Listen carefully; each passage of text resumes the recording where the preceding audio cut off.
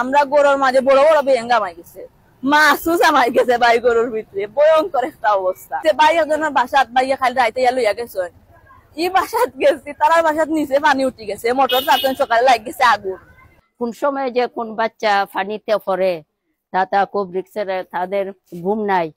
কোনো গাড়ি ঘুরা মানে যানবাহন কোনো মুখে নাই না, আমরা যদি যাইতাম সাইড দিতে ঘুরাইয়া যাওয়া লাগে।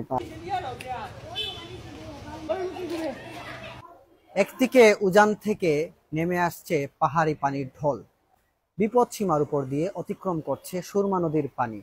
এরই মধ্যে গত রাতে টানা কয়েক ঘন্টা ভারী বৃষ্টি হওয়ার কারণে প্লাবিত হয়েছে সিলেটের বিভিন্ন এলাকা। আমরা আপনাদেরকে কয়েকটি এলাকা ঘুরিয়ে দেখানোর চেষ্টা করব কি অবস্থা সিলেটের বন্যা প্লাবিত এলাকাগুলো।